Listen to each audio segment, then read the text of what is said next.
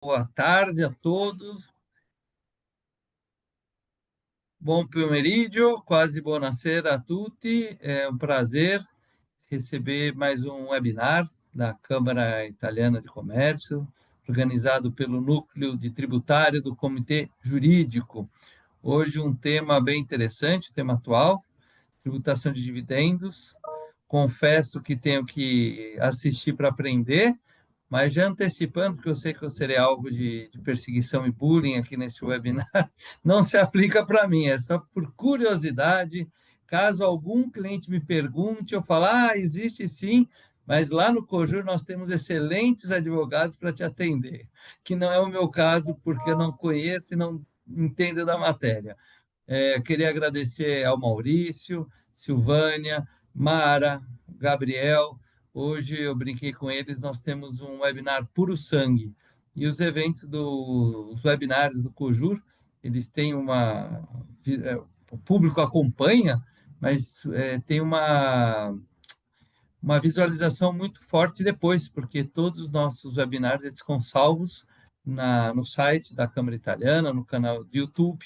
Então, é um material que fica e que certamente será consultado. Então, mais uma vez, agradecer e faço em nome do Maurício, a todos os membros do Comitê Jurídico, do Núcleo de Tributário e aqueles que hoje serão nossos palestrantes. Agradecer ao Eduardo Morelli, sempre dando todo o apoio e suporte para a organização dos webinars, e ao nosso presidente Graziano Messana, que sempre apoia as nossas iniciativas do Comitê Jurídico. Dito isto, agora estou aqui para aprender, já passo a palavra ao Maurício, que é o coordenador do Núcleo de Tributário do COJUR. Obrigado, Vicente. Boa tarde a todo mundo. É uma satisfação grande estar aqui com todos vocês. Vicente, como disse, esses webinars ficam gravados e ele está preocupadíssimo que, se passar esse projeto de lei, isso fique online e a Receita Federal pede. Por isso que ele já fez o disclaimer que esse tema não o afeta e a gente deixa assim mesmo, né, Vicente, por hora. Mas é um tema bastante atual, né, que são os temas atuais sobre tributação de dividendos. A gente teve um andamento aí no PL 1087 bastante relevante, né, há poucos dias atrás, então o momento aqui do nosso webinar é bastante oportuno, né, porque temos aí um projeto de lei que justamente, entre outros assuntos, né, trata da tributação de dividendos recebidos por empresas brasileiras, né, e a gente tem visto, né, os debates tributários têm sido bastante acalorados, muito intensos, né? A gente está passando aí por grandes mudanças, né, no sistema tributário nacional. É claro que de 2 anos para cá, talvez, né, a gente tenha mais, tem ouvido mais, né, a reforma tributária do consumo, né, que já virou emenda constitucional aprovada, teve lei complementar aprovada, está em fase de regulamentação, tem um outro projeto de lei complementar também em discussão no Congresso. Então, já temos algo muito grande, concretizado e que começa a ser colocado em prática no ano que vem, mas a gente também tem visto, com relação à tributação da renda, muitas mudanças pontuais, muitos ajustes pontuais, né? Quando tivemos a reforma tributária do consumo aprovada na Câmara, na emenda constitucional, havia ali já uma sinalização de uma reforma da tributação da renda, né? E a própria emenda constitucional trazia ali até um prazo, né, para que um projeto fosse apresentado, mas a gente tem visto ali que alguns anos para cá temos tido algumas legislações, algumas leis que trazem mudanças muito importantes na tributação da renda, né? Então, tivemos aí, né, em 2022, uma radical mudança na legislação de preços de transferência. A gente teve, em 2023, a Lei 14.754, né, que alterou profundamente também a tributação da renda oferida por pessoas físicas residentes no país em aplicações financeiras, em entidades controladas e em trusts no exterior. Isso foi uma mudança bastante grande também.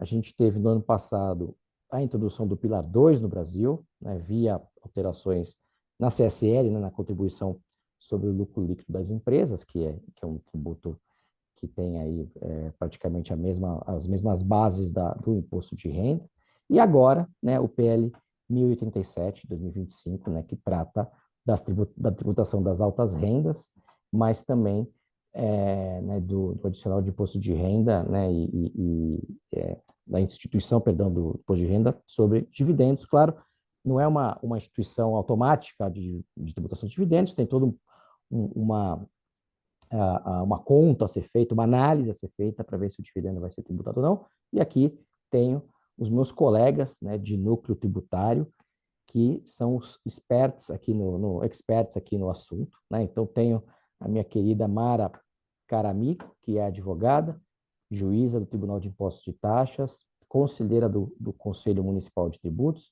mestre em Direito Tributário pela FGV, que vai fazer a moderação aqui deste evento. E temos como palestrantes a Silvânia Tonietti, que é sócia de Tonietti Advocacia, advogada formada pela Universidade Federal do Rio de Janeiro, UFRJ, mestre em Direito Tributário pela Universidade Cândido Mendes, doutora em Direito Econômico, Financeiro e Tributário pela USP, e o Gabriel Besbate, que é advogado em Brigagão Duque Estrada Advogados, é doutorando e mestre em Direito Tributário pela USP, e tem o LLM em International Tax Law pela Universidade de Viena. Mara, Silvânia, Gabriel, obrigado aqui por aceitarem aqui o desafio, né, de tratar desse tema que está tão palpitante. E eu vou passar diretamente a palavra, então, para a Silvânia, tá, que vai trazer aí alguns aspectos gerais, né, do tema, né, inclusive do PL. Silvânia, palavra com você. Obrigada, Maurício. Bom, boa tarde a todos e, antes de mais nada, agradeço aí o convite, Maurício, para poder estar aqui ajudando nesse tema e agradeço ao Vicente pela condução sempre brilhante do nosso comitê jurídico, nosso COJUR, e, e convidar até aproveitar todos os que estão aí assistindo, mas principalmente aqueles que vão estar aqui de passagem depois no futuro, para conhecer mais de perto as atividades do Comitê Jurídico, conhecer mais de perto as atividades também do Núcleo Tributário, porque sempre tem coisas interessantes e debates importantes, né? Vale a pena estar acompanhando. Bom, feito comercial, a minha fala aqui hoje é um pouco em benefício da equalização do conhecimento. Por quê? Porque a gente vai falar aqui sobre o projeto e tem consequências práticas e nem todos, né, estão afeitos à discussão do imposto de renda, à discussão sobre dividendos, por que é que isso causa tanta tensão nos tributaristas, por que se comenta tanto. Então, a minha fala é muito mais genérica, muito mais para que a gente possa atingir um público maior, porque aqueles que não estão muito afeitos à matéria vão conseguir, pelo menos, acompanhar depois com mais propriedade a fala do doutor Gabriel, que vai trazer para a gente aí os impactos tributários mais diretos. Para facilitar, na linha de que o nosso objetivo é equalizar a informação, eu preparei aqui uma apresentação de 80 slides, não, podem ficar tranquilos, uma coisa breve, para que a gente possa entender um pouco o que está acontecendo, né? Principalmente porque tributação de dividendos é um assunto que não é recorrente, né? Toda hora se fala, toda hora se levanta o tema, então é importante a gente entender por que é que, nesse momento, com esse projeto de lei, o assunto ficou importante. Eu vou trazer um pouco de modelos de tributação de dividendos para a gente entender essa discussão num cenário internacional, né? Como é que isso se põe, né? Por que é que isso se faz, como isso acontece, trazer até um pouco do histórico de como já foi aqui no Brasil. Falar um pouco também sobre as regras gerais dessa tributação de dividendos, que o Maurício já antecipou, que não é uma tributação automática, absoluta, para todo e qualquer recebimento de dividendos, mas é bastante específico em relação aos dividendos de um determinado valor, dentro de uma circunstância de tributação de renda mínima, então ele é bastante específico. E como tem também a incidência dessa tributação de imposto de renda sobre os dividendos também para os investidores estrangeiros, a gente vou trazer aqui também um pouco a avaliação sobre se isso afeta ou não a atratividade, tema que eu tenho certeza que o Gabriel depois vai esmiuçar aí com vocês, ok? Bom, então, o que a gente está falando é do que está acontecendo, né? O assunto começou com um projeto apresentado pelo governo, já tinha um outro projeto que estava andando de tributação dos dividendos, que foi comentado, de que, olha, vamos tributar, mas vamos reduzir a tributação da pessoa jurídica, né? Mas acabou que o 1087 está correndo e acho que ele tem uma solução muito boa, que vocês vão ouvir ao decorrer da minha fala, que eu não acho que seja um projeto equivocado, é um projeto que, na linha de que o objetivo é tributar dividendos, talvez tenha sido um desenho muito cuidadoso. Entrou com isso com urgência, o governo insistiu, o pessoal deu uma segurada, porque é um tema importante, é um tema que exige debate, mas, de qualquer forma, a gente depois teve uma votação na Câmara, uma votação unânime, e aí eu me permito parafrasear que toda unanimidade é burra, né? Mas, bom, nesse caso não foi. Nesse caso, o projeto está bem feito. O que são os aspectos gerais? O que mais se fala é a isenção até os R$ 5.000, que é uma linha, né, importante para o governo dentro das suas promessas de campanha, e uma redução de base de cálculo para quem ganha entre 5 e 7 mil. Na conversa que nós vamos ter aqui hoje, a gente vai focar muito mais nessa situação dos dividendos propriamente, porque tem mais impacto para as empresas e também de mais difícil compreensão, né? Porque isenção até tanto e redução até tanto é uma coisa mais simples de ser compreendida, mas essa tributação que foi engendrada aqui no projeto, ela exige um pouco mais de ajuda. A tributação mínima anual para as altas rendas, que é esse imposto de renda da pessoa física, né, mínimo, que é para rendimentos totais superiores a 600 mil, né? E passando, que vai ter uma alíquota progressiva e vai chegar a 10% para todo mundo que tiver rendimento anual acima de 1.200.000. A gente vai falar um pouco como é que isso se calcula.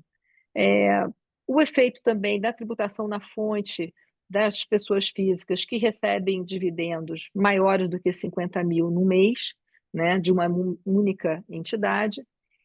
A tributação de lucros e dividendos para o residente no exterior, de 10%, e o elemento que chama atenção, né? Toda a conversa da tributação dos dividendos foi construída em cima da necessidade de ter compensação para essa isenção que tinha sido promessa e que tinha que ser cumprida e que é importante para a maior parte da população. Só que a gente já viu que a conta sempre é assim, né? 25 bilhões é a renúncia, mas a arrecadação já vai ser de 34, né? Se tem uma coisa que a gente tem aqui no Brasil com frequência, aliás, eu diria que é um mérito, né? Não se perde uma oportunidade de arrecadar. Não tem a menor chance de passar por uma situação que permita arrecadação e não arrecadar, né? Então, como sempre, a gente tem essa visão de que tá bom, queriam dar a isenção e isso é importante, mas também queriam era arrecadar e isso se tornou importante. Só para trazer a discussão, né, há vários modelos para você chegar à tributação de dividendos. Na verdade, existe uma discussão super antiga, até que ponto efetivamente eu posso ter uma tributação de pessoa jurídica, porque no final a pessoa jurídica não é ela que tem a renda é algo que pertence à pessoa física, que no final é a última dona das pessoas jurídicas. Um debate que na década de 40 foi assim super forte, no sentido de que não fazia sentido. Tanto que a tributação da pessoa jurídica sempre foi meio explicada como sendo um jeito de tributar a pessoa física, né? E é um pouco como é encarado, né? Se encara o seguinte: o investidor coloca recursos na empresa, roda a sua empresa, e o que ele está preocupado é o que ele vai tirar dali. E o que ele vai tirar dali vai depender da tributação que a própria empresa vai sofrer e a tributação que ele, na pessoa física, ou no caso do investidor, pessoa jurídica, na pessoa jurídica, o que ele vai ter de tributação. Essa é a conta que vai trazer o retorno. E na hora de fazer a cobrança de imposto de renda da pessoa jurídica e da pessoa física, há várias formas de você integrar isso, né? Então, às vezes, você tem uma integração total, que é uma tributação apenas nos sócios, que a gente escuta, por exemplo, que é muito comum no exterior, né? As empresas que são conhecidas como LLC, americanas, LLPs, inglesas, elas têm uma regra em que você não tributa nada no nível da empresa e você tributa só no nível dos sócios. Não acontece isso para todo tipo de empresa, mas para um tipo específico, em alguns países tem esse formato. Outro formato que se tem é uma tributação com créditos. Então, eu tenho a tributação da pessoa física sobre os dividendos, mas eu tenho um crédito gerado em cima da tributação que foi feita na pessoa jurídica, né? Então, nessas duas situações, a expectativa é que não exija uma bitributação econômica, ou seja, que aquele lucro que foi gerado na empresa, que ele não seja tributado duas vezes. Essa integração nem sempre é perfeita, a gente vai falar um pouco sobre isso. E tem integração parcial, em que você tributa na pessoa jurídica e isenta os sócios. Então, eu tenho ali, parcialmente, eu tenho essa integração porque eu escolhi de quem que eu ia cobrar. Ou eu tenho também a possibilidade de ser tributado na empresa e eu deduzir o que eu distribuí para os sócios da base do imposto de renda, que é um jeito também de não afetar a tributação dos sócios. O nosso modelo é esse modelo de integração parcial em que se tributa na pessoa jurídica e se isenta os sócios. Então, é importante entender isso, porque quando se fala o empresário não paga imposto, o empresário não paga imposto de renda, é um absurdo não pagar imposto, é um absurdo que eles tenham isenção de toda a renda, não é bem assim, porque na verdade nós estamos falando de mecanismos para conseguir tributar aquele lucro que é gerado. E é indissociável que esse mesmo lucro está sendo tributado tanto na pessoa jurídica quanto na pessoa física. E o que nós temos até aqui foi só uma escolha. A escolha era fazer na pessoa jurídica, que não é a escolha em todos os países, mas é a escolha que nós fizemos aqui. O modelo atual sofre várias críticas, né? Então, existe uma visão de que é um modelo que favorece os mais ricos, né? Ele tem uma série de questionamentos nesse sentido, e esses questionamentos ficam mais fortes porque o lucro societário e o lucro que é base de cálculo do imposto de renda não são a mesma coisa. Então, a gente, né, o leigo que olha para a tributação, tem a sensação de que o que está sendo tributado é o mesmo lucro societário, e não é assim. Na verdade, o lucro societário tem regras próprias e o lucro real tem ajustes. Ajustes por quê? Ajustes por questões temporárias, porque aquela renda vai ser tributada, mas mais à frente, que é quando ela vai estar perfeitamente disponível para a empresa. Tem ajustes, às vezes, de não considerar alguma coisa como tributável, porque não passa pelo resultado da empresa, ou seja, não é aquilo que resulta da atividade da empresa, mas às vezes alguma outra forma de geração de riqueza. Então, isso também faz diferença. E é essa divergência entre o lucro societário e o lucro real que acaba, às vezes, atrapalhando. De um lado, ela permite, quando você fala que vai tributar só a pessoa jurídica, que você tenha tributação de lucro e tributação de um resultado antes dele chegar na mão do sócio, né? Então, na prática, o que a gente tem hoje é que o sócio tem a tributação dos seus rendimentos antes mesmo de colocar a mão nele. Então, quando a gente olha para a pessoa física, em geral, tem uma tributação num conceito de caixa, então ela paga o imposto quando o dinheiro também entrou para ela. No caso dos empresários, o que a gente tem hoje é uma regra em que o empresário vai tributar, ele vai pagar imposto antes mesmo do dinheiro chegar para ele, né? Então, não é de todo uma vantagem, né, maravilhosa, né? A gente tem também um tema que são algumas reduções da base de cálculo do imposto, que aí acaba gerando, às vezes, que uma parcela do lucro distribuído não tenha sido tributada. Então, dando um exemplo, eu estou lá, tenho o imposto de renda da pessoa jurídica, e nesse imposto de renda eu tenho incentivo fiscal, por exemplo, né? Então, esse incentivo faz com que aquele pedaço da renda não seja tributado, mas, como o lucro real e o lucro societário são coisas distintas, societariamente aquilo é resultado e aquilo pode ser distribuído. Embora haja até alguns incentivos com proibição de distribuição, mas, numa linha geral, tudo que eu tenho de incentivo dentro da empresa, eu posso ter um reflexo de permitir a distribuição de dividendos, sem que eles tenham sido tributados. E até a própria discussão de que quando eu tenho uma empresa que é tributada pelo lucro presumido, ela acaba tendo uma alíquota efetiva menor. No entanto, a distribuição dos dividendos ocorre sobre o lucro societário dela, e ela tendo contabilidade demonstrando que o lucro societário dela foi maior do que aquele que serviu de base para a tributação do imposto de renda, ela tem direito a distribuir igualmente isento. O governo até tentou em algum momento fazer diferente, mas hoje é como funciona. A outra questão é que, quando a gente olha para as empresas no Brasil, o que você tem? Uma parte das nossas empresas são limitadas, são empresas fechadas, né? O nosso mercado de capitais ainda é relativamente pequeno, considerando o tamanho da nossa economia. Então, na prática, a regra é aquilo que eu já falei antes, é você ter a tributação dos sócios antes dele botar a mão no dinheiro. Mas, mas a explicação de que, olha, eu estou tributando o lucro da empresa e depois você vai receber isento, ela também não é perfeita, porque, principalmente em empresa aberta, eu posso ter uma situação em que não tem distribuição de lucro. E, no entanto, eu tenho uma tributação pelo próprio movimento de mercado de capitais. Então, essa integração que é o fundamento da tributação dos dividendos, ela não é perfeita, né? Ela tem alguns pontos em que ela não fica tão paralela, embora seja esse o discurso, né? O discurso é tributei antes da empresa, por isso eu não estou tributando agora, né? Como o discurso agora de não, mas eu vou tributar na pessoa física porque eu não tive tributação na pessoa jurídica. Opa!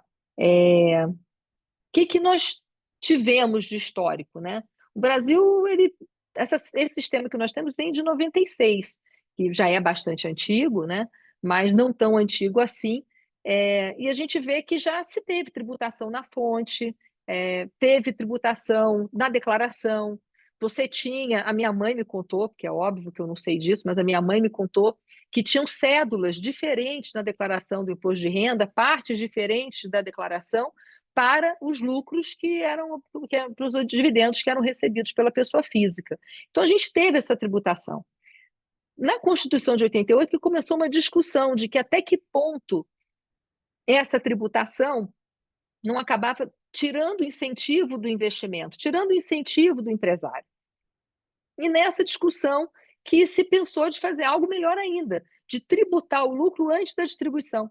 Então, nós tivemos um período um pouco anterior à isenção que hoje a gente tem, em que se fazia o seguinte: olha, nós tributávamos a gente tributava com o imposto de renda o pagamento dos dividendos e tributávamos na fonte, né? Ao distribuir, a empresa automaticamente fazia as retenções do imposto de renda dos sócios. Em algum momento, alguém falou: poxa, mas esse negócio de só tributar na hora de distribuir está muito chato, porque o pessoal não distribui e a gente acaba não conseguindo cobrar. Vamos a uma ideia mais inteligente. Então, você teve uma ideia de fazer o seguinte: quando apurar o lucro, a gente já cobra aquilo que seria a tributação dos dividendos. Porque aí a gente fazendo isso, distribuindo ou não, vai virar um problema agora do sócio, não afeta mais a receita.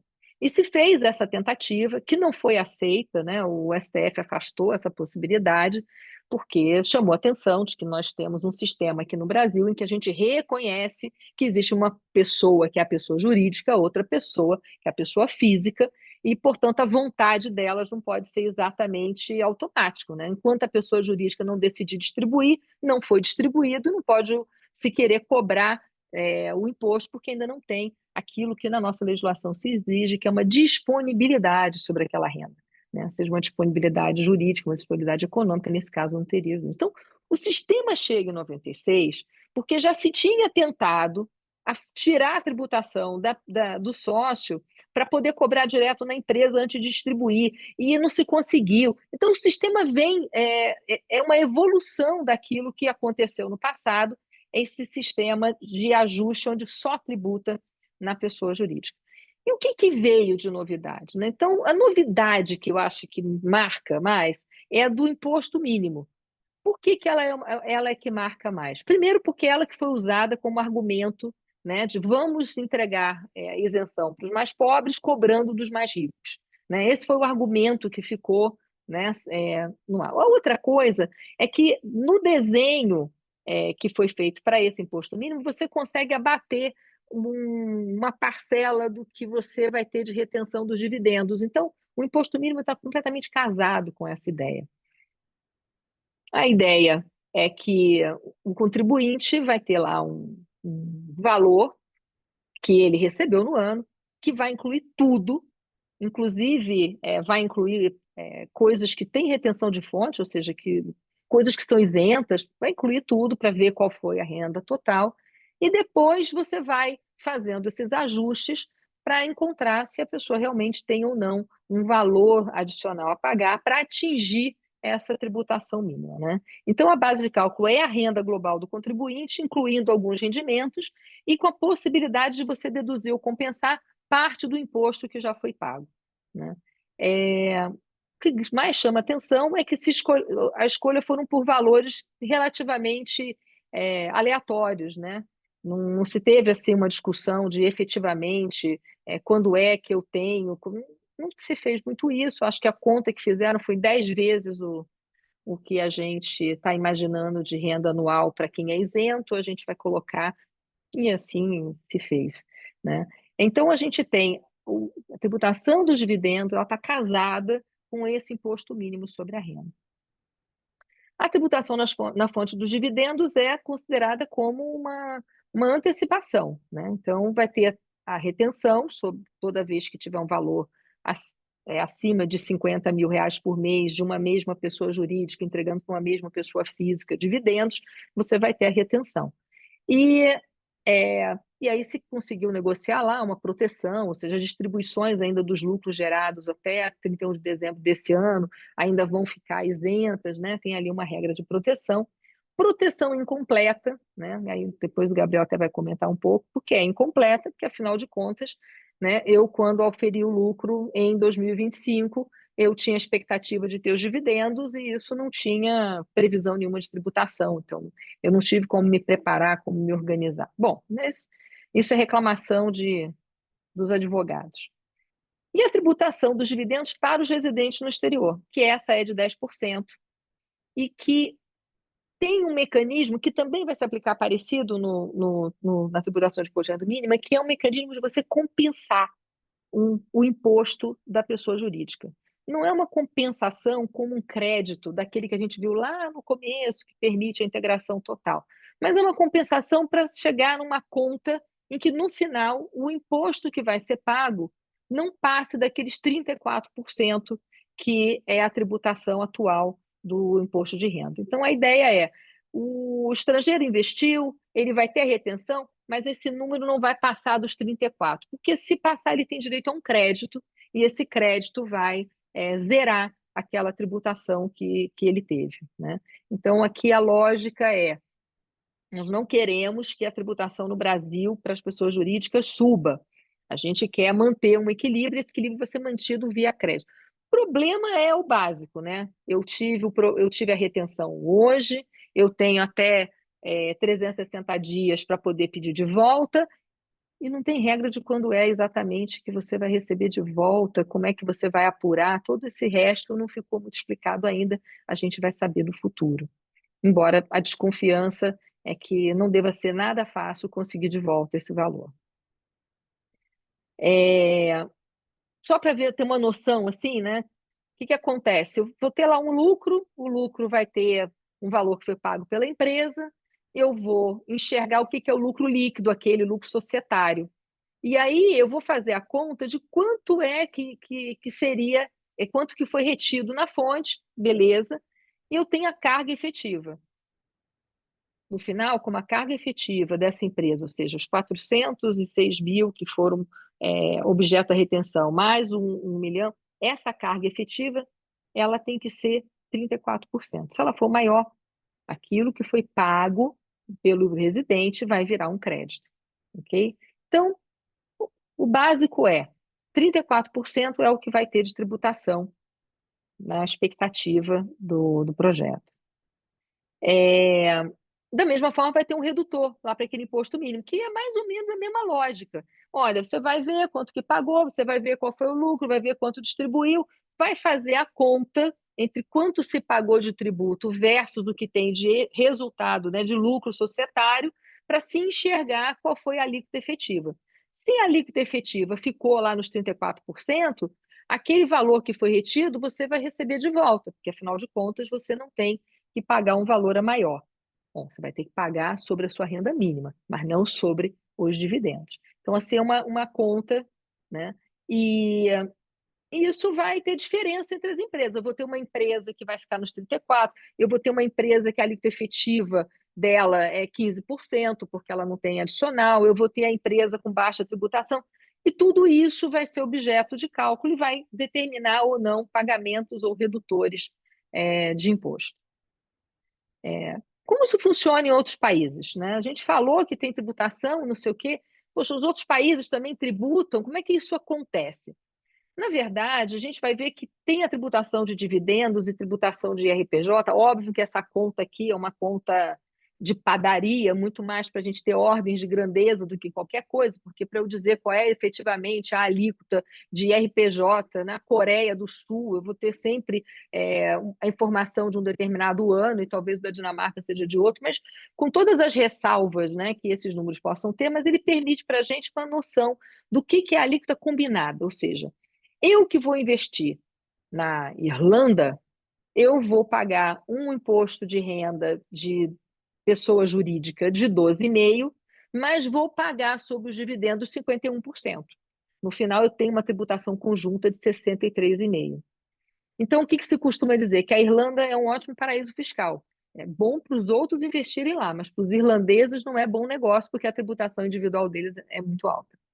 E assim a gente vai vendo, se a gente olhar aqui, sei lá, a Grécia, né? A Grécia tem uma tributação da pessoa jurídica de 22% e a tributação dos dividendos em 5%, que dá um valor de 27%, né?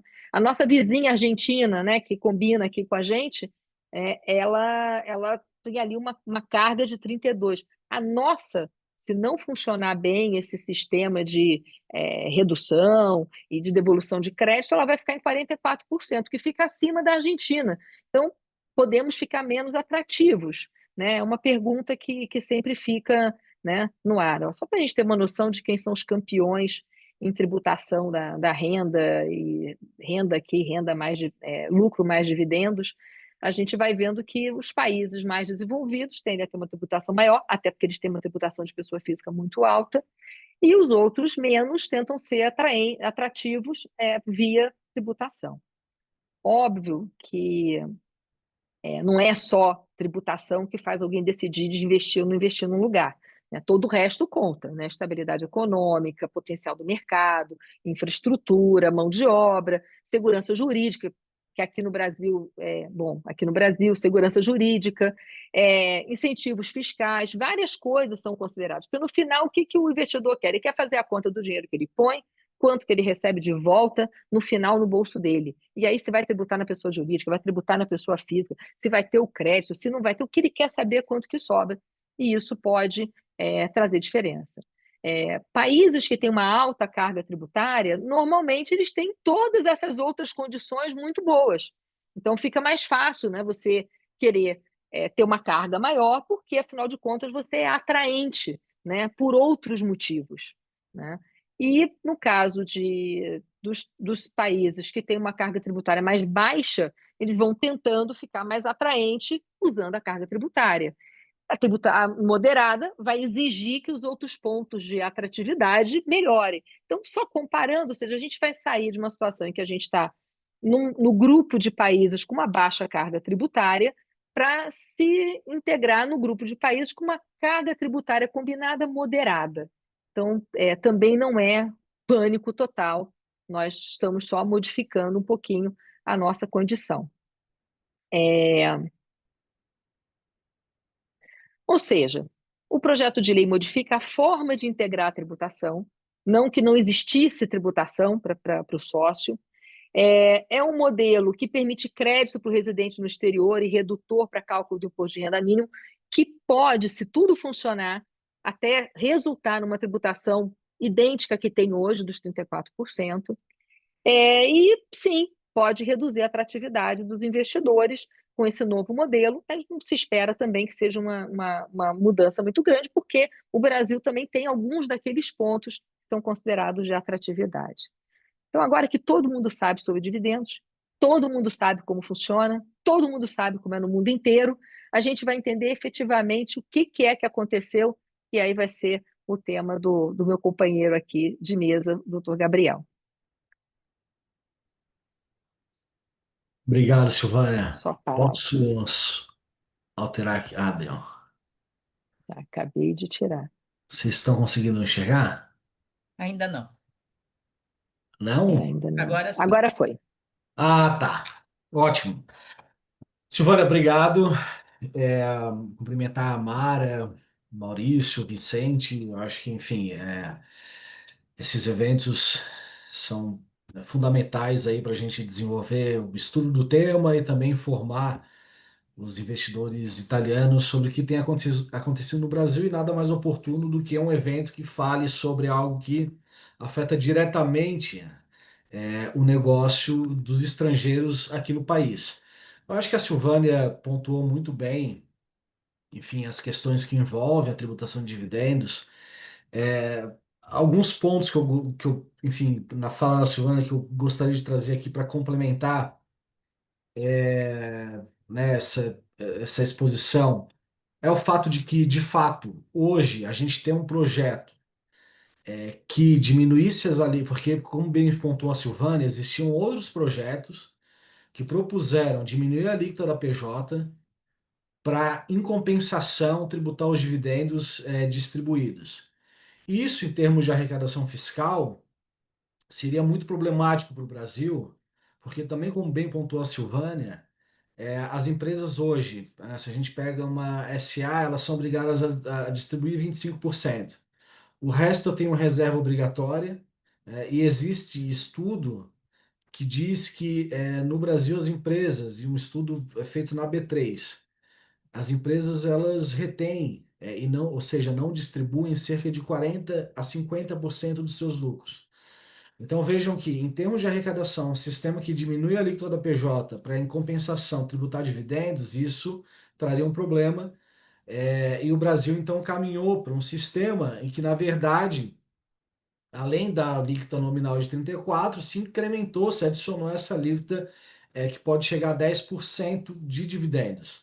Né? Então, como bem pontuou também a Silvana, é um projeto que tem um viés arrecadatório, justamente nessa fase aí do governo federal, que a gente, desde o começo do ano, o Maurício também já citou isso em anos anteriores, o projeto de preço de transferência veio no governo Bolsonaro, depois foi implementado no governo Lula, mas a questão dos dividendos é só mais um ponto em relação a todas essas reformas que têm sido introduzidas, inclusive na tributação da renda, não só o preço de transferência, mas também as regras Globo e o adicional de CSL.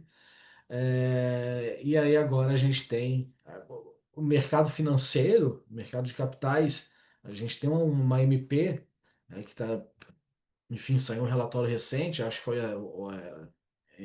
ontem ou hoje, em que também se prevê aí algumas modificações nessa sistemática de tributação.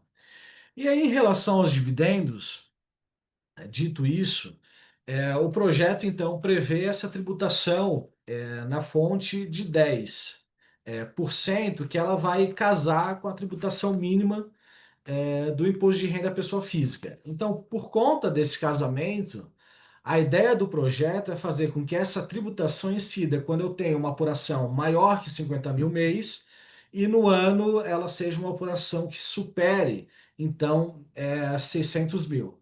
Fora disso, ou seja, se eu recebo menos que isso, eu vou estar, o artigo 10 da norma 249, ele ainda se mantém em vigor. Então, os dividendos distribuídos para aquelas pessoas físicas residentes no Brasil, que recebem menos que 60 mil mês, desculpa, 50 mil mês e menos que 600 mil ano, a isenção ela continua. Então a ideia aqui é pegar o terreno em compensação, a regra que também se previu no projeto, que eu não digo, eu não gosto do termo isentar até 5 mil, mas que reduz a zero o tributo devido por aqueles que recebem até 5 mil mês, né? Por que que eu não gosto da questão de isentar? Porque, na verdade, o projeto ele não cria uma faixa de isenção até 5.000. Então, vamos imaginar que eu tenho um rendimento que supere a faixa de 27,5. Não quer dizer que até 5.000 eu estou isento. As faixas de isenção elas ainda se mantêm. O fato é que se eu apuro 5.000, se eu aufiro 5.000 mês, aí eu teria um imposto, acho que de 148 a pagar, então a regra prevê uma dedução de 148. Então, eu acho que esse ponto é importante para que também eu vi muita gente comentando, isso vai, enfim, jogar dinheiro na mão da população, porque é uma faixa de isenção, inclusive quem ganha mais que 5.000 vai ter um redutor, uma redução de imposto de renda, e isso vai ter uma inflação a curto prazo, porque eu vou botar mais dinheiro na mão da população. Isso não me parece que seja correto, justamente porque a isenção, a faixa de isenção, ela não atinge até esse cap de 5.000, é um redutor, como eu mencionei. Então, por conta desse redutor, eu tenho como contraproposta apresentada pelo governo, que também acho boa, essa questão de tributar a 10% na fonte para aqueles que são super ricos. Esse foi o chamado aí do governo, inclusive para influenciar o Congresso e a pegar aí o apoio da população. Quando na verdade 50.000 mês, não sei se eu consigo, se eu acharia correto dizer que são os super ricos, né? Então, esse é o panorama inicial que eu queria trazer do projeto que eu acho importante a gente levar em consideração aqui. Então, a ideia, né, como é que eu apuro, e aí, enfim, a partir do momento que eu tenho a incidência do imposto de renda na fonte sobre essa distribuição mensal, eu vou apurar o meu anual e eu vou verificar se eu tenho de fato aí uma renda que supera esses 600.000. E aí, o cálculo do imposto mínimo, para eu identificar a alíquota que eu tenho que pagar para fins de imposto mínimo, eu tenho que apurar a minha renda. Então, no numerador, eu vou trazer todo aquele montante que foi apurado, todos aqueles rendimentos que eu recebi em determinado ano, e vou dividir por 60.000, faço menos 10. Se eu chegar a 11%, por exemplo, que é o caso de quem recebe mais de 660.000, desculpa, não, igual a 660.000 no ano, então eu vou jogar essa alíquota de 1% sobre os rendimentos que eu apurei, né? Então, no meu caso aqui, 660.000 vezes 1%, eu vou ter aí um adicional para pagar de 6.600. Então, essa é a ideia do projeto, fazer tal como é feito com o Pilar 2 da OCDE para o nível das pessoas jurídicas, que se trazer para o nível das pessoas físicas, essa ideia de top-up tax, ou seja, um imposto complementar, um imposto que eu vou, uma alíquota que eu vou aplicar sobre os meus rendimentos, que vai se complementar aquele imposto que eu devo a título de RPJ para as pessoas jurídicas e a título de RPF para as pessoas físicas. Então, é um complemento, né? Como eu falei, um top-up, um adicional, aquilo que eu vou complementar a fim de chegar até um determinado percentual. E aqui a ideia não é uma ideia nova do Brasil, isso veio nos Estados Unidos, né, lá eles têm o AMT, que é o Additional Minimum Tax, Alternative Minimum Tax, que a ideia é trazer todos os meus rendimentos, ainda que isentos, e sobre eles verificar se eu tenho um adicional de imposto de renda a pagar. Então foi isso que o legislador no Brasil, por meio desse PL, quis fazer. Então eu trago todos os rendimentos, inclusive os isentos, então essa é a ideia, né? E verifico se sobre eles eu teria algum adicional. Então, o legislador está correto ao trazer esses rendimentos, ele está correto ao excluir dos rendimentos totais aquilo que não corresponde à renda, ou aquilo que, por uma questão de conflito de competência, eu não posso tributar pelo imposto de renda, porque já é fato gerador, por exemplo, de TCMD, como ocorre com doações. Então, desse meu cálculo, ou seja, no numerador, eu vou excluir as doações que eu recebo, indenizações por dano emergente, que já é pacífico, inclusive, pela própria Receita Federal, de que isso não é um acréscimo patrimonial. Rendimento de aposentadoria, que é uma isenção técnica, ou seja, isso afeta o mínimo existencial, eu não tenho capacidade contributiva, né? Mas ele excluiu do numerador alguns rendimentos que talvez não façam sentido, como LCA, outros certificados, títulos de renda fixa. E não faria mais sentido se mantiver na MP do mercado de capitais uma tributação sobre esses títulos. Então, para mim, não faz sentido eu tributar LCA 7,5%, como estava proposto. Parece que saiu do relatório hoje, mas como estava proposto, e excluir esse tipo de rendimento do cálculo do imposto de renda da pessoa física mínimo. Então, faltou coerência, justamente porque, como eu disse, para esses rendimentos que de fato configuram renda, mas eu tenho uma opção do legislador em não tributar, porque eu quero estimular a poupança, ou seja, eu quero estimular que a pessoa física guarde o seu dinheiro, porque no futuro ele não vai precisar, essa pessoa física não vai precisar do SUS, esses rendimentos talvez não me parecem que deveriam ser excluídos do imposto de renda mínima, mínimo justamente porque a ideia é trazer todos os rendimentos da PF, da pessoa física, tal como em EMT nos Estados Unidos, e aí sim identificar, com base nesses rendimentos, quanto que eu tenho que aplicar de percentual. E outro ponto importante também é que eu não tenho uma atualização de 600 mil. Então vejam, quem está dentro dessa tributação é aqueles que apuram mais 600 mil ano. Eu não tenho atualização de 600 mil, e isso faz com que daqui a pouco, ou seja, daqui a algum momento, eu vou incluir cada vez mais uma parcela maior da classe média, o que é um problema que também foi identificado nos Estados Unidos. Ou seja, ao invés de eu tributar super ricos, eu vou acabar incluindo boa parte da população, e isso de fato se torna um problema em termos de policy, né? E aqui é só para exemplificar, né, aquele cálculo que eu trouxe no slide anterior. Então, vamos imaginar que o meu rendimento é 100% de dividendos, porque aqui é o nosso tema do painel. Então, nesse caso específico, em que eu recebo 900 mil de dividendos, eu vou ter uma retenção mensal, vamos imaginar que seja linear, de 75 mil por mês. Eu vou ter uma retenção de 10%, isso significa 7.500 que eu vou deduzir lá no cálculo final.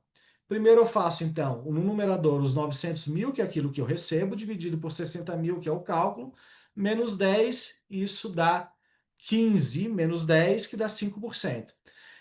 Então, 900 dividido por 60, 15, menos 10, 5%. Esse 5% eu aplico sobre aquele rendimento total de 900 mil, isso daria um imposto mínimo de 45 mil, né? E aí, só que na verdade, como eu tive a retenção na fonte durante os meses, durante todo esse período, e essa retenção na fonte correspondeu a um total de 90 mil, desculpa, de 45 mil, então no final do dia eu vou, desculpa, de 90 mil, no final do dia eu vou receber de volta os 45 mil. Então vejam, o sistema ele se alinha com a ideia de que todo aquele imposto de renda na fonte que eu fui pagando durante o exercício, durante os meses em que eu fui recebendo aquele determinado rendimento, isso tudo eu vou deduzir no anual, justamente para não ter aí uma tributação, uma dupla tributação da renda, que seria, obviamente, contrária aí ao que o projeto prevê. E aí eu tenho um cap de 34%, que a gente vai ver isso melhor quando eu for falar da tributação dos não residentes. Aqui um ponto importante que a gente tem visto muito na prática é a questão dos dividendos que foram apurados até 2025, ou seja, até o final desse ano. Por quê? Porque a lei, a regra que está lá no PL, ainda não teve nenhuma alteração no Senado, eu não conheço nenhuma emenda que foi apresentada no Senado, porque o projeto foi para o Senado, né? Então o Senado pode apresentar aí alguma emenda específica que traga de uma forma mais clara como vai se aplicar esse dispositivo. Mas a ideia que veio da Câmara é o seguinte: aquilo que eu apurei até 2025, eu vou acabar isentando, eu não vou ter tributação sobre esses valores, né? E aí, só que a exigência é o seguinte: eu tenho que deliberar esse ano, tá? E o pagamento ele tem que ser feito até 2028. O problema é que para SA, a lei das SAs é clara, no sentido de que o pagamento, se eu delibero em 25, o pagamento tem que ser feito em 25.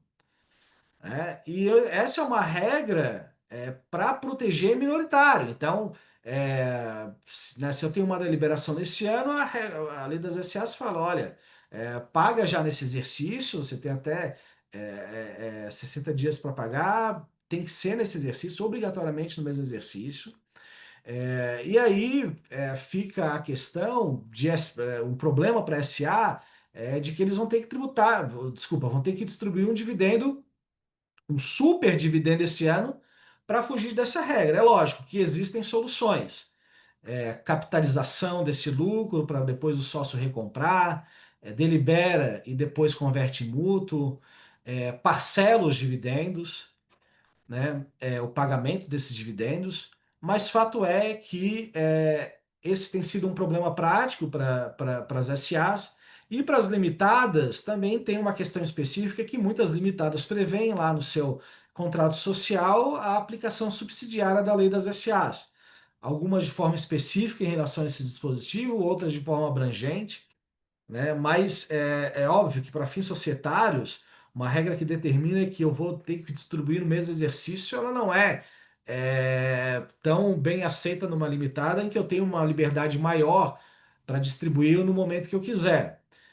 Agora, isso para fins societários. Agora, para fins fiscais, a gente tem que ver qual vai ser a posição do fisco, porque o fisco vai se deparar com uma situação em que, se eu tenho no contrato social uma aplicação subsidiária da lei das SAs e não paguei no mesmo exercício, eu posso ter aí, de alguma forma, um complicador, o fisco querendo complicar a questão e dizer que, olha, apesar de ter sido deliberada a distribuição em 2025, na verdade você acabou pagando em outro exercício, quando na verdade a lei das SAs não permitia, por conta disso, eu vou tributar 10%. É possível? É possível.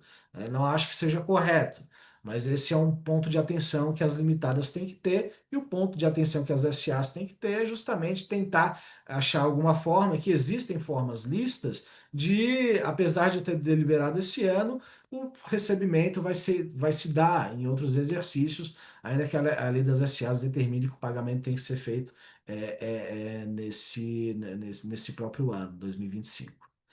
Aqui a questão do crédito de 24, eu vou tentar ser bem rápido por conta do crédito 34, desculpa, por conta do tempo, e já quero puxar para a tributação dos não residentes. Porque até aqui a gente viu como é que vai se dar a tributação dos residentes do Brasil. Então eu tenho a alíquota de 10% na fonte, que ela pode se converter em crédito a pagar para a pessoa física, caso o imposto mínimo seja menor que 10%, ou uma definitiva de 10%, caso o imposto mínimo se refira a uma renda que seja igual ou superior a 1,2 milhão por ano. Mas para quem é não residente, ou seja, para os residentes do exterior, seja ele brasileiro ou estrangeiro, eu vou ter, na verdade, uma tributação de 10%, né? Porque eu não tenho declaração de ajuste anual para não residente, obviamente. Então, ela vai ser uma tributação final de 10% que vai ser limitada à alíquota da PJ de 34%. Então, a ideia é que, pegando a alíquota efetiva da PJ mais os 10% de tributação na fonte sobre os dividendos, todo o valor que supere os 34, eu vou devolver para o não residente em forma de crédito, e como bem pontuou a Silvânia, não está muito bem explicado ainda pela Receita Federal como é que se vai dar essa devolução, se vai ser um crédito, se vai ser como a gente, enfim, todo ano existe aí uma devolução por imposto de renda, não sei. Ainda não se tem claro como é que vai ser feito essa devolução. Então, vejam, a ideia aqui é que superou 34% de efetiva, eu vou ter um crédito para o não residente. Aqui só uma exemplificação, um cálculo em que, na verdade, a minha efetiva superou 1%, eu vou jogar 1% sobre os dividendos que eu recebi. Aqui, no caso, o crédito apurado vai ser de 1.000. E algumas questões surgem quando eu tenho essa sistemática de tributar o não residente na fonte de 10%. Primeiro, como disse a Silvana, eu vou ter um aumento na carga tributária, porque antes eu não tinha, a alíquota nominal da PJ continua a mesma e eu vou ter uma tributação adicional sobre os dividendos recebidos pelo não residente. Então, assim, um aumento na carga tributária. É claro, como disse a Silvânia, a gente está na América do Sul, comparando com a Argentina e outros países da América do Sul, pode ser que tenha uma carga maior que para rendimento passivo, por exemplo, também depende da estabilidade do país. O Brasil é um país muito mais estável que a Argentina, mas a depender de um certo contexto, pode ser que seja realmente mais interessante investir em outro país que tenha o mesmo cenário econômico ou cenário econômico parecido com o nosso. Mas, vejam, vão pensar numa tributação global, seja de PJ ou seja de uma PF residente no exterior que receba os dividendos no Brasil. Tá? Se for uma pessoa física, né, residente no exterior, essa pessoa física geralmente ela vai ser tributada pela alíquota prevista no seu país de residência. Né? Então vamos imaginar uma pessoa física residente em Portugal que receba dividendos do Brasil. A alíquota da fonte do Brasil ela não é alta, é uma alíquota baixa, de 10%. Em um cenário que o país de residência tributa esses dividendos, a pessoa física lá fora vai, para compensar o imposto incidente no seu país de residência, ele vai pegar o crédito que ele pagou no Brasil, então vamos imaginar que ele pagou 10% e vai compensar com, imaginar, 25% que é devido em Portugal. Então, para essa pessoa física específica que apura o seu rendimento no exterior, que o rendimento no exterior é tributado a uma alíquota maior que aquela brasileira, que vai ser comum, então vamos imaginar 25%. Né? Para ele vai ser tributado a 25% de qualquer jeito. Então, ele vai querer o crédito que foi pago no Brasil para compensar com aquilo que ele vai pagar lá em Portugal. Então, para ele vai ser muito mais difícil para essa pessoa física ir correr atrás do crédito no Brasil, caso a alíquota PF e PJ efetiva seja superior a 34%. Por quê? Porque isso vai complicar o crédito que ele vai ter, o eventual crédito que ele vai ter em Portugal. Porque Portugal vai exigir que esse imposto tenha sido pago no Brasil, que não seja sujeito à devolução. Então eu vejo que para as pessoas físicas que são tributadas do seu país de residência, uma alíquota superior à brasileira, esse crédito não vai ter muita utilidade, porque o que vai diferenciar é o quanto eu vou pagar para o Brasil e quanto eu vou pagar para Portugal. Né? A alíquota final dele, no meu exemplo, vai ser 25%. Para PJ, o cenário pode mudar, porque muitos regimes europeus eles preveem Participation Exemption Regime para PJ, ou seja, todo lucro que for distribuído para uma PJ que está em Portugal, por exemplo, ele é isento de tributação em Portugal. Por quê? Porque se aplica esse regime, que é um regime para evitar a dupla tributação, para estimular que as empresas invistam né, o seu capital. Então, por conta da isenção que é dada, principalmente em países europeus, em decorrência dos dividendos que as empresas ali residentes recebem do país da fonte, eu não tenho uma tributação nesses países. Se eu não tenho uma tributação nesses países, aí sim, para a PJ, vai ser interessante pedir a restituição desse crédito no Brasil. Por quê? Porque no final das contas ela não vai tomar crédito nenhum. A alíquota final dela vai ser a alíquota brasileira. Então, se a alíquota brasileira, ao invés de 10, for reduzida a 9, para ela é muito interessante. Para a PF, não, porque ela vai compensar lá fora. Se ela for pagar 9% no Brasil ou 10%, para ela não faz muita diferença, porque ela vai acabar pagando 25% em Portugal. Então, essa ideia, né, correlacionando com a ideia do Participation Exemption Regime, de efetividade, pegar de volta o crédito que o governo brasileiro oferece em relação a esse delta entre a tributação efetiva e o 34%. E aí, o último ponto que eu queria trazer, especialmente em relação à questão dos não residentes, é a regra de não discriminação prevista nos acordos de bitributação assinados pelo Brasil. E eu já estou terminando. Qual é a ideia aqui? O Brasil tem mais de 38 acordos de bitributação assinados, eu fecharia em 38, salvo engano, são 38 tratados. Né? E todos eles prevêem a regra do artigo 24, que trata da não discriminação. Né? Ou seja, eu não posso tratar de forma diferente e mais onerosa um não residente em comparação com a forma que eu trato os residentes no Brasil. Então, se eu tributo a 10% fonte, tá? Independentemente do valor, ou seja, ainda que seja menos que 600 mil, eu vou ter tributação na fonte só porque é não residente. Então, essa tributação discriminatória poderia resultar numa violação a esse dispositivo que está no acordo. Só que é assente na OCDE, ou seja, é muito firme no nível da OCDE, que o artigo 24 não proíbe a discriminação com base na tributação na fonte. Então, eu posso ter tributação na fonte distinta para residente ou para não residente. Eu posso, inclusive, isentar para residente e tributar para não residente, que isso, de acordo com a OCDE, não viola o artigo 24 da Convenção Modelo. Por quê?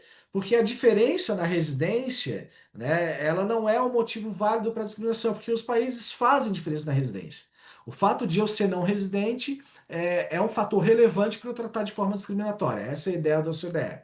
Então, assim, se a gente olha puramente para o acordo, eu não tenho uma violação ao artigo 24. Mas a gente tem que lembrar que no caso Volvo, um caso que chegou no Supremo, e o Supremo disse que a competência para examinar a questão era do STJ, então a palavra final foi dada pelo STJ, e o STJ disse que tributação na fonte, de forma diferente ou mais onerosa, viola sim o artigo 24 da Convenção Modelo da OCDE. Então vejam, em termos de contencioso, me parece que tem um espaço bastante interessante aí para as empresas impedirem essa tributação de 10% justamente porque o STJ tem esse entendimento.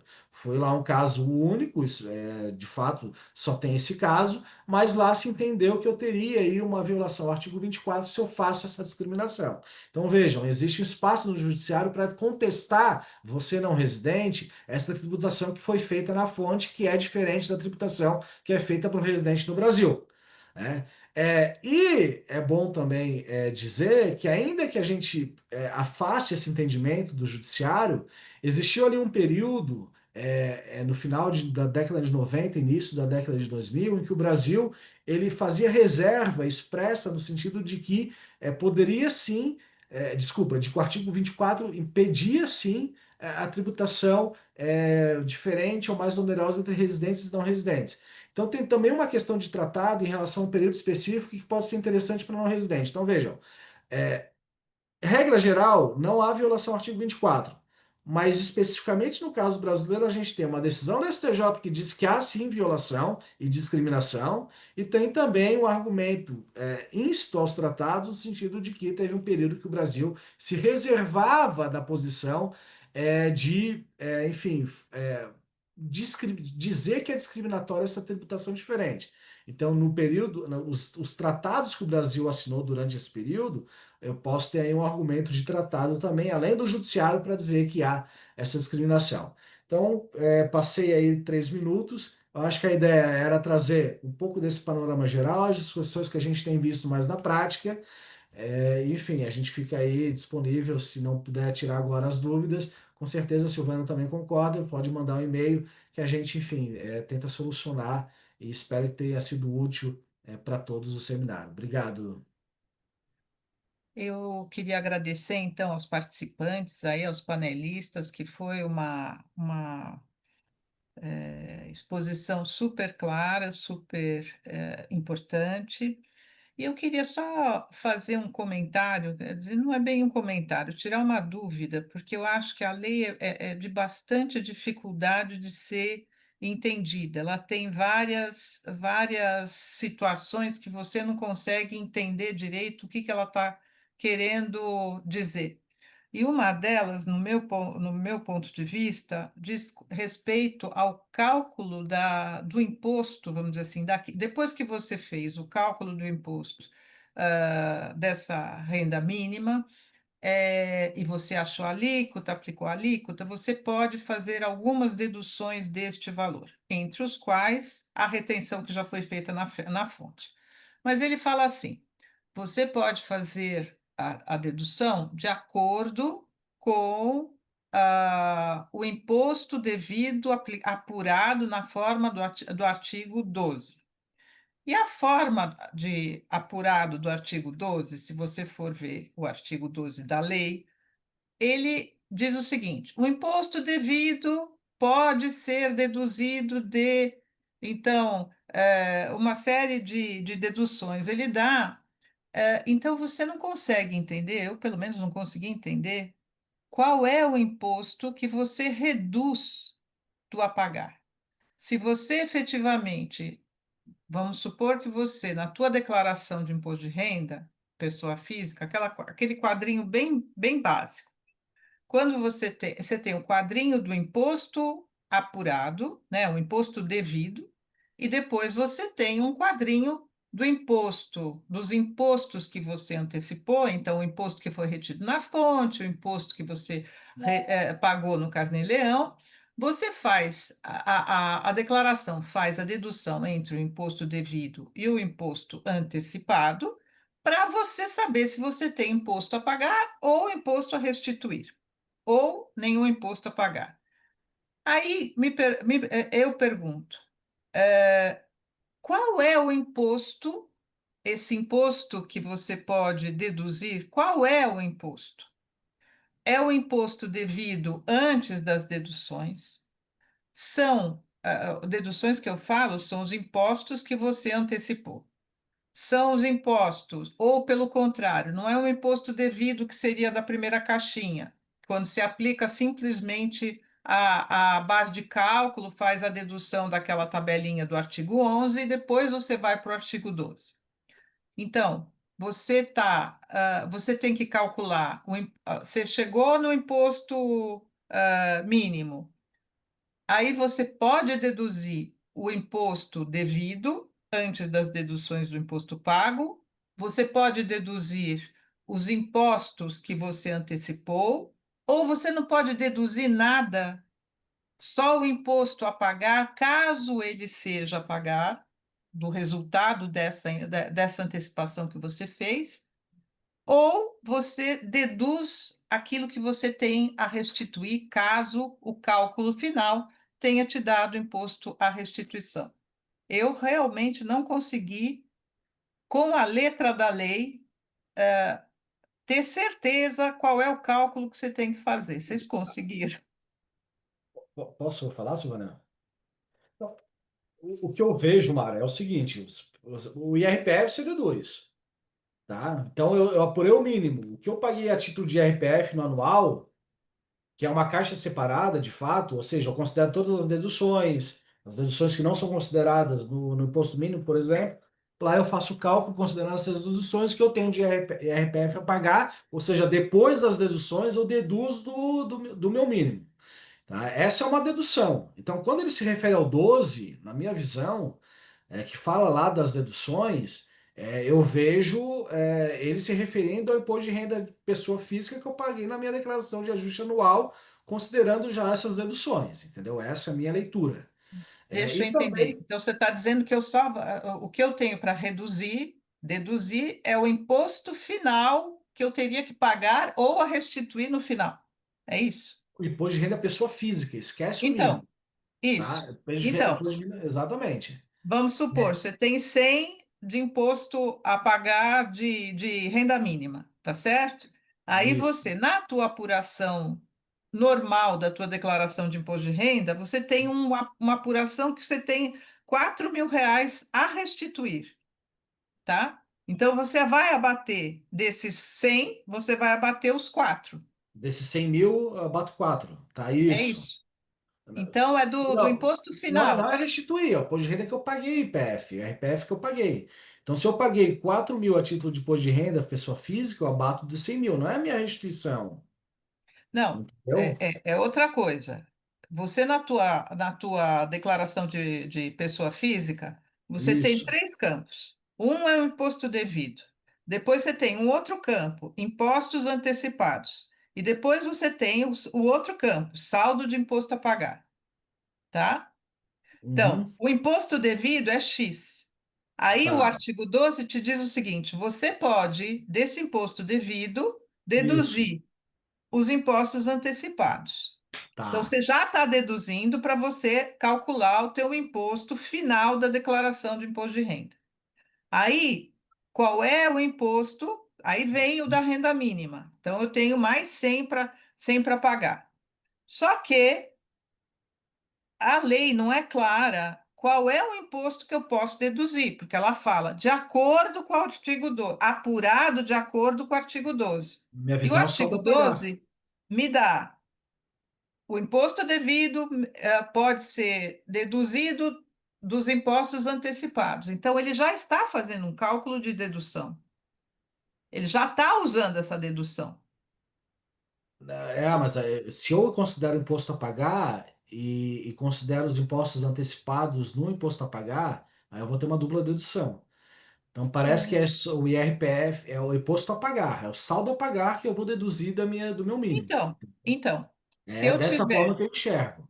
tá, mas se eu É, tiver, por exatamente. exemplo, feita a dedução final, se eu tiver um imposto a restituir, por Uhum. exemplo, se eu cheguei a um imposto a restituir, então eu posso compensar este imposto a restituir com este imposto aqui. Senão, na verdade, eu não posso deduzir, eu tenho que somar.